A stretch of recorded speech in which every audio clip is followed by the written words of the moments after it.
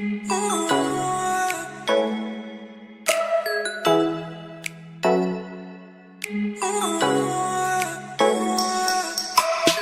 and welcome back to my YouTube channel. I'm Isabella Nothando, and on this channel we are all about growth, motivation and encouragement, and sometimes we do dig into hair, beauty, fashion and lifestyle. And today's video, as you've seen by the title, I'm going to be giving you guys 11 tips that I learned about money management from the book How to Manage Your Money Like an Effing Grown Up. Okay, so if you're interested to watch that, do stay tuned. If you're new here, welcome. I hope that you like this video and that you do subscribe and end up joining the family. And if you're regular, welcome back, baby. So without further ado, I'm going to get right into the tips that I learned.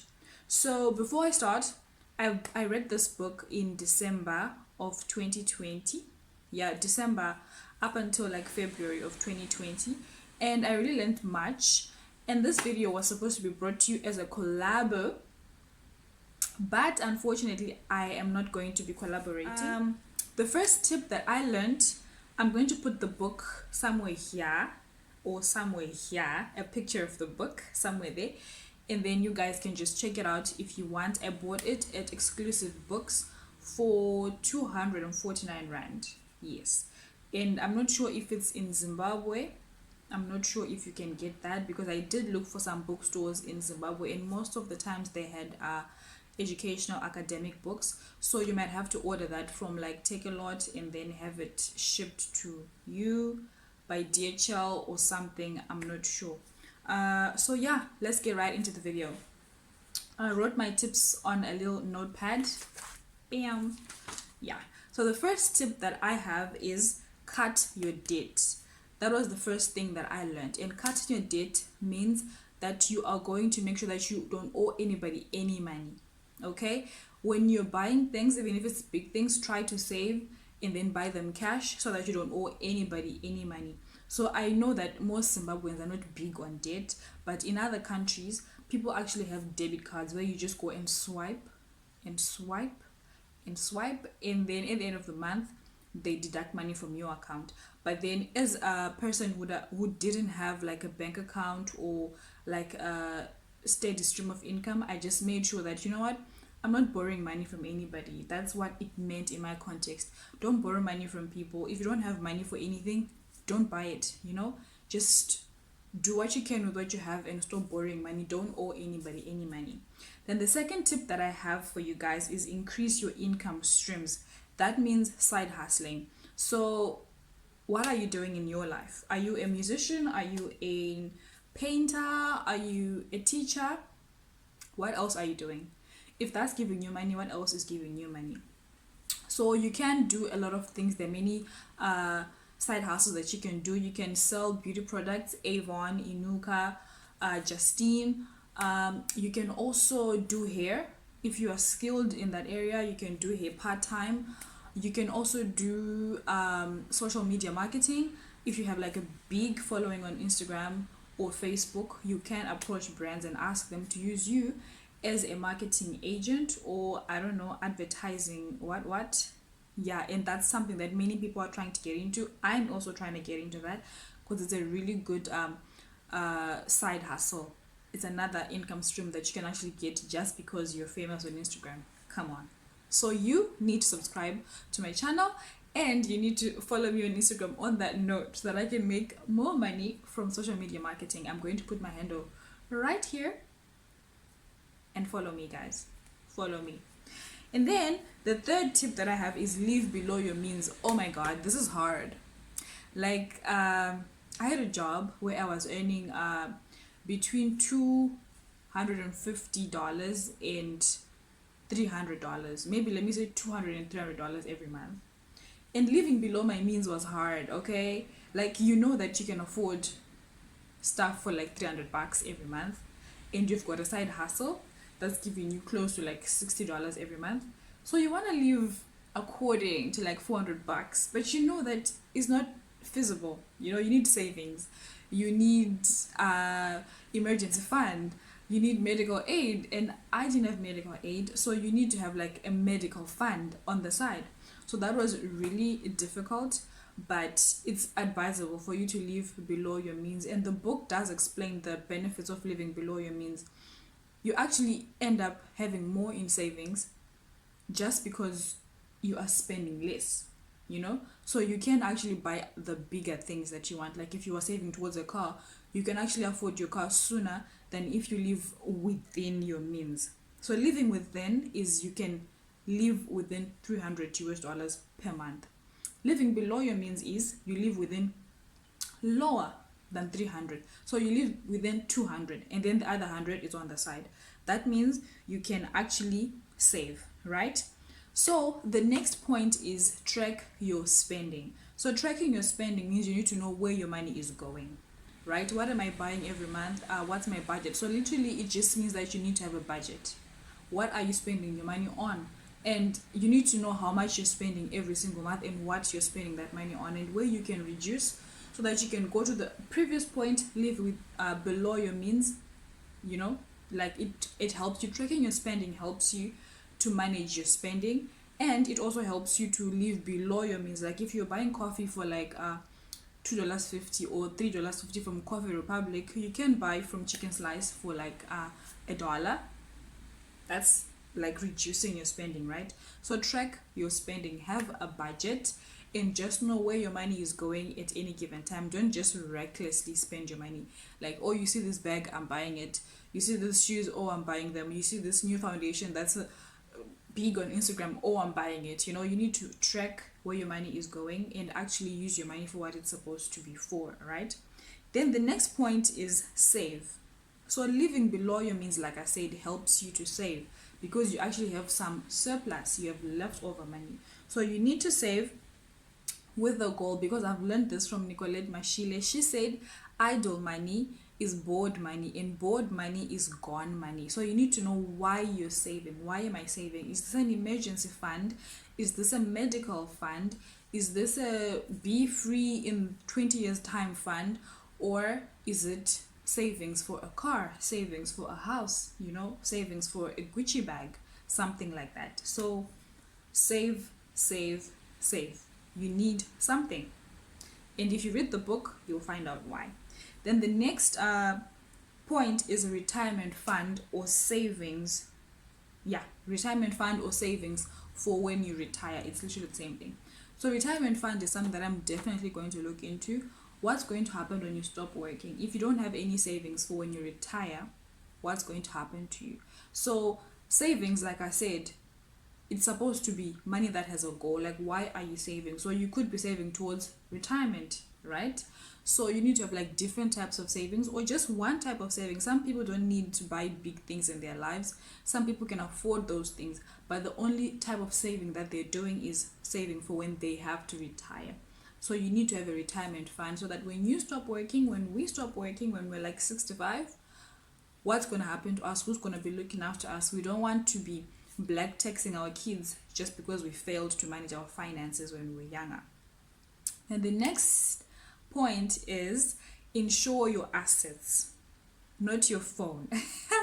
Okay, I think your phone is subjective. It depends on how much your phone was and what you do with your phone, right? So for example, I could insure my phone because my phone is my camera, my phone is my recording, is my laptop. Basically, I work there, I do my emails there.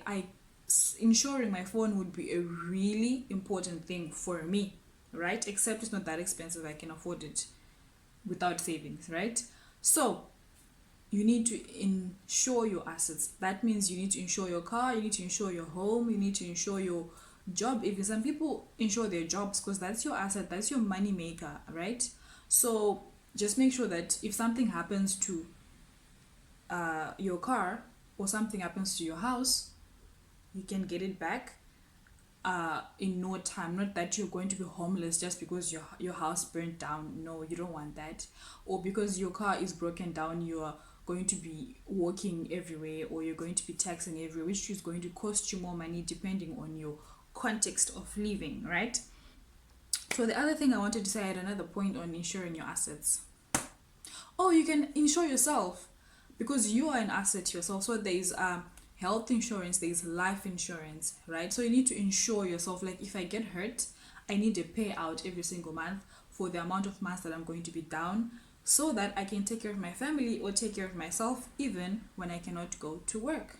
All right.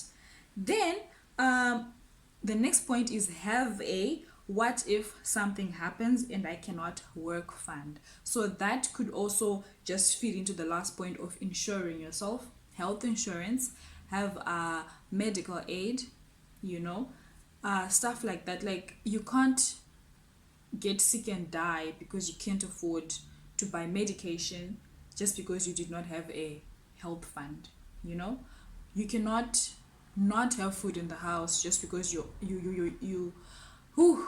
broke your leg and you're at home. So you need something that's going to be paying you even when you are at home. And you don't need to register with any agents for that. You can even save for yourself every single month. You put aside $50 where you say, you know what, this is my what if something happens and I cannot work fund.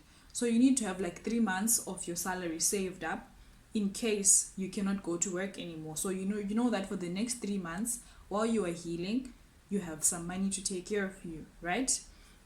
Excuse me, that's very, very, very important. I have learned the importance of saving, and you need to save, guys. You need some kind of money on the side just so that you can help yourself. Like, guys.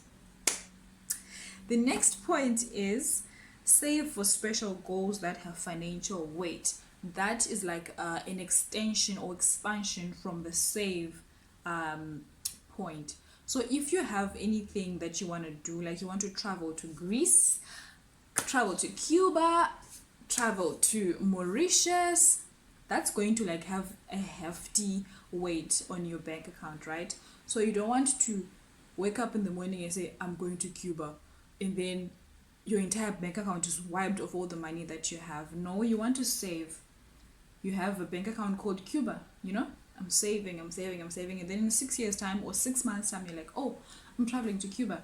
You don't have to like borrow money. You don't have to go and get a loan or like, oh, can I have this money? Or you go to Cuba and then once you get there, you're calling people, guys, can I have money for a ticket? No. That's not cute, okay? Just save for the things that are going to cost you money. Traveling, buying big assets, buying a nice phone. Some people save towards phones even. Like, I want to buy this phone in the next 6 months, then you save up. I want to buy this bag in the next 3 months, then you save up. Instead of using your salary for buying an asset or something that's just going to be gratifying you, so like a social gratification. It's not really helping you, like helping your health or you to breathe or something, but it's something that you just want to make yourself feel better, you know? Yeah.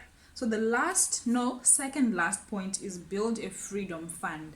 And personally, I feel like a freedom fund and a retirement fund are literally the same thing, except retirement fund is when I'm old and I cannot work. A freedom fund can be, I want to stop working when I'm 35. So freedom fund is, I'm not going to work anymore, but I'm still going to be having money coming in. So you need to save towards your freedom or save towards your retirement. And freedom means you can be free next week, bro or boo. How I say bro. Yeah, freedom fund is I want to be free when I'm 40. Retirement fund is when I retire. So it's basically the same thing, except freedom, you get to choose when you stop working, and that's like big, guys. Like, I don't know, I just want to make money from that hit and use that for my freedom fund, okay?